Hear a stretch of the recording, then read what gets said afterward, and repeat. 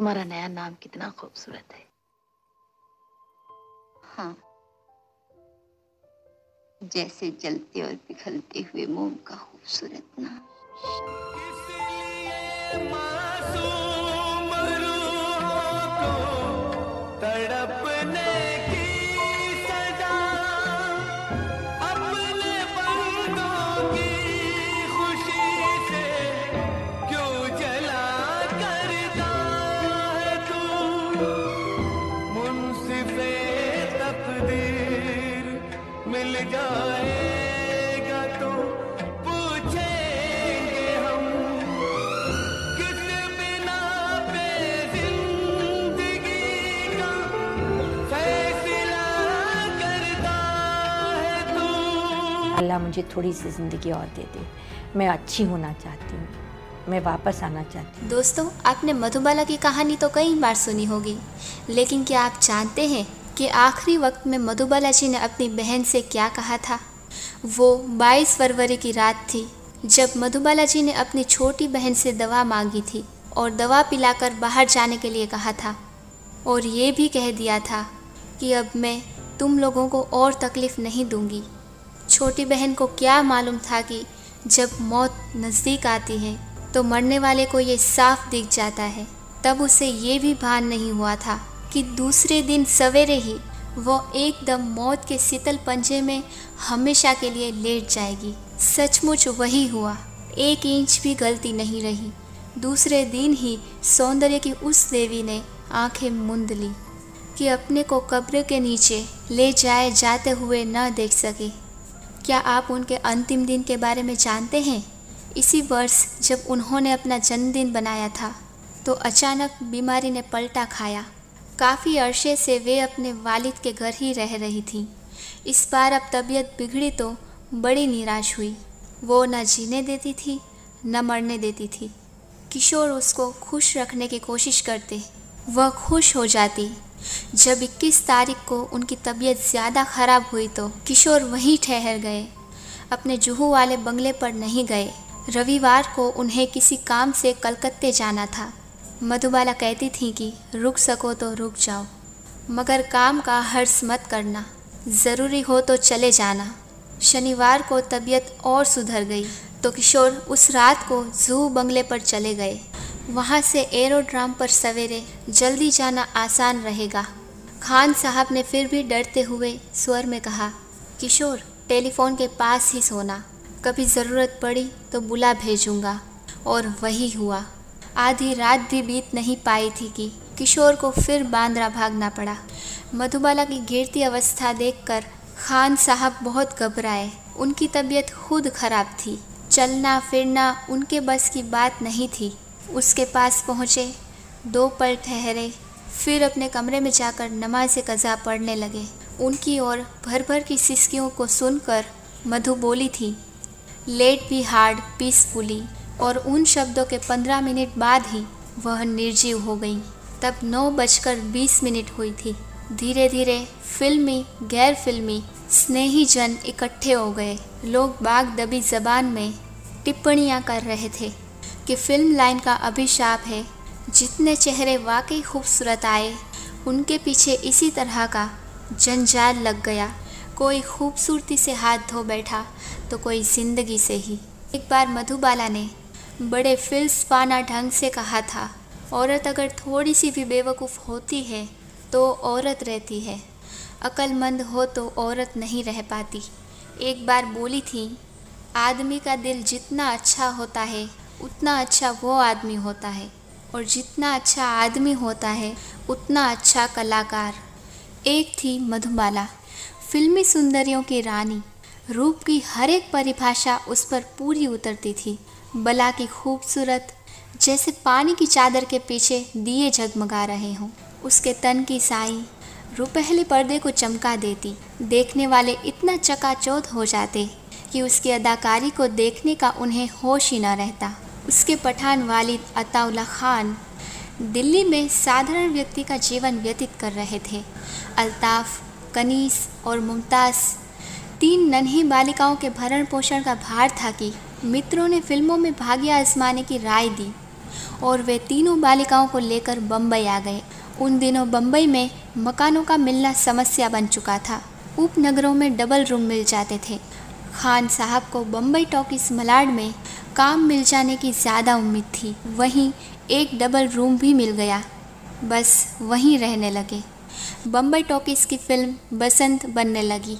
तब वह ज़माना था जब अभिनेता और अभिनेत्रियां सभी स्टूडियो में कर्मचारियों की तरह मासिक वेतन पर रखे जाते थे और हर फिल्म में उन्हीं से काम कराया जाता था। बीच बीच में स्वाद बदलने के लिए अन्य चेहरों को लाने की भी कोशिश की जाती थी। उसी कोशिश में वसंत में उल्हास और मुमताज़ शांति को लिया गया था। गीत लिखने के लिए संतोषी जी को लिया गया। एक बच्ची की भी आवश्यकता थी और उसके लिए मुमताज़ को ले लिया गया, जिसका बाद में फिल्म का नाम रखा गया मधुबाला। बम्बई टॉकीज का काम खत्म होने पर मुमताज़ को और स्टूडियो के चक्कर लगाने पड़े। आखिर रणजीत स्टूडियो के मालिक सरदार चंदूलाल शाह ने उसे मासिक वेतन पर रख लिया। रणजीत में हर साल 3 या 4 फिल्में नियम से बना करती थी। रॉयल ओपेरा हाउस में उनकी हर एक फिल्म रिलीज़ हुआ करती थी। अब खान साहब रोज़ाना मुमताज़ को लोकल ट्रेन के 3rd क्लास कंपार्टमेंट में बैठाकर रणजीत स्टूडियो लाया करते। निर्देशक केदार शर्मा रणजीत स्टूडियो में मासिक वेतन पर फिल्मों का निर्देशन करने के लिए रखे गए थे और उस समय के बहुत बड़े निर्देशकों में से माने जाते थे। मुमताज़ तब तक 13 वर्ष की हो गई। सन 46 की बात थी। केदार शर्मा ने अपनी निर्माण संस्था भी खोली हुई थी। अगली फिल्म बनाने के लिए सरदार चंदूलाल शाह के भाई साहब के साथ भागीदारी भी तय हो गई। तब फिल्में 1.5 लाख रुपए में बड़े आराम से बन जाती थी।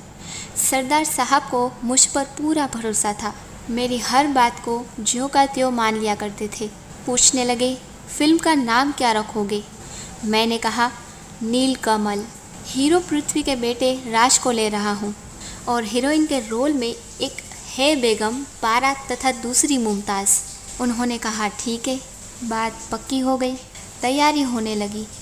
अचानक एक दिन पता चला सरदार साहब यही समझे कि मैं मुमताज़ शांति को ले रहा हूँ। उन्होंने बुलाकर मुझसे कहा, तुम इस छोकरी मुमताज़ को बदलते हो।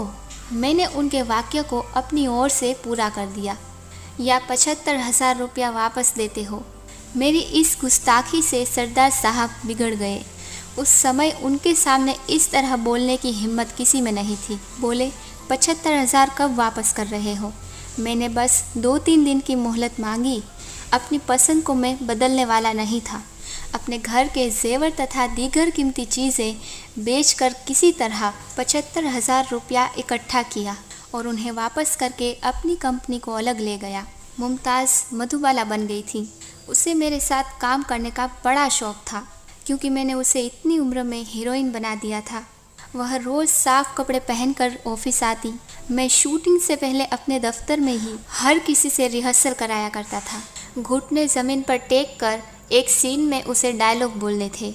मैंने उससे कहा, खड़े खड़े ही बोल दो, रोज़ तुम्हारी सलवार घुटनों के पास से गंदी हो जाती है। वह बोली, कोई बात नहीं, धोने की तकलीफ़ तो सिर्फ मुझे ही करनी पड़ती है। मैं करती रहूँगी, आप काम में कमी ना आने दें। उस फिल्म के बनने में बहुत लोगों को शक था। मेरी मजाक भी उड़ाई जाती थी।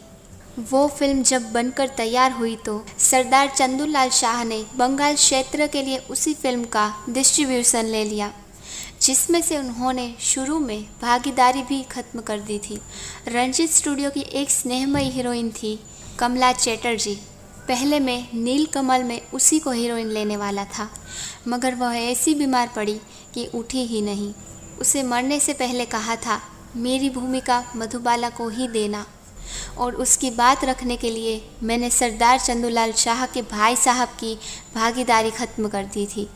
मधुबाला का व्यवहार उस फिल्म के दौरान इतना अच्छा रहा, वह समय की इतनी पाबंद रही कि जब अगली फिल्म नेकी बदी की योजना बनी तो फिर मधुबाला को ही लिया। उसमें मैं खुद हीरो बना था और साथ में दूसरी हीरोइन गीता बाली को लिया था। एक बार की बात है, बड़े ज़ोर का तूफान आया। शहर का यातायात इत्यादि सब छिन्न भिन्न हो गया। किसी को घर से बाहर निकलने की हिम्मत नहीं होती थी। मेरी शूटिंग थी। तूफान देखकर पैकअप कर दिया कि आज कोई आ ही नहीं सकेगा। मगर जैसे ही 9 बजे कि देखा मधु सामने से चली आ रही है, बिना शर्त अनारकली। समय के साथ वे बड़ी हीरोइन बनती चली गई और खान साहब अब अपनी शर्तें भी सामने रखने लगे। मधुबाला को भीड़ भाड़ ज़्यादा पसंद नहीं थी, इसलिए सेट पर जो लोग शूटिंग देखने आया करते वे उसे कभी अच्छे नहीं लगते थे। वे हमेशा निर्माता से कहकर बाहर से आए तमाम लोगों को शूटिंग के समय बाहर निकलवाने की जिद किया करती थी। उनका कहना था कि उनकी मौजूदगी से उनके काम में विघ्न पड़ता है और कभी कभी विभिन्न वेशभूषाओं में लोगों के सामने आने में संकोच भी होता है। यही बात बढ़ते बढ़ते इस हद तक पहुंची कि प्रेस फोटोग्राफर और संवाददाताओं को भी सेट पर नहीं आने दिया जाता था। इस रोकथाम का असर ये हुआ कि काफ़ी लंबे समय के लिए पत्र पत्रिकाओं की ओर से मधुबाला का बायकॉट किया गया कि उनकी कोई तस्वीर किसी पत्रिका में नहीं छापी जाएगी, उनका कोई इंटरव्यू भी नहीं लिया जाएगा, इत्यादि इत्यादि। अमेरिकन अभिनेत्री ग्रेटा गार्बो ने भी इसी प्रकार की रोकथाम लगाई थी और उसका भी इसी प्रकार का बायकॉट किया गया था। मधुबाला को लेने वाले निर्माताओं को और भी कई शर्तों को मानना पड़ता था, तभी वे उनकी फिल्म में काम करने के लिए तैयार होती थी। एक शर्त होती थी कि वे ठीक से 9:30 बजे सेट पर पहुंच जाएगी और 6:30 बजे के बाद एक क्षण के लिए भी स्टूडियो में नहीं ठहरेगी, चाहे कितना भी बड़ा शॉट बिना टेक किए ही रह जाए। दूसरी शर्त ये होती थी कि वह रात की शिफ्ट में कभी शूटिंग नहीं करेगी। तीसरी शर्त थी कि बम्बई से बाहर आउटडोर शूटिंग पर नहीं जाएगी। इन शर्तों के अलावा अन्य ये शर्तें भी होती ही थी जो अन्य हीरोइन रखा करती थी। मधुबाला को एकांत इतना प्रिय हो गया था कि वे अपने फिल्म प्रीमियर तक में नहीं जाती थी। एक बार विदेशी व्यक्तियों के आदर में एक स्वागत समारोह किया गया। मधुबाला ने उसमें आने से भी इनकार कर दिया और कहा, मैं ऐसे समारोह में नहीं आना चाहती जहां उस समय के ग्लैमर वाले लोगों को बुलाया जाए जो उस समय की ग्लैमर क्वीन हो। पुराने बम्बई राज्य के जब मोरारजी देसाई मुख्यमंत्री थे, तब बंगाल के अकाल पीड़ितों की सहायता कोष के लिए मधुबाला स्वयं 50,000 रुपये देने गई थी। उस समय तक किसी भी फिल्मी व्यक्ति ने इतनी बड़ी रकम उस दान कोष के लिए नहीं दी थी। मधुबाला ने अपने फिल्मी जीवन में लगभग 100 फिल्मों में काम किया। उनकी अंतिम महान फिल्म थी मुग़ल-ए-आज़म।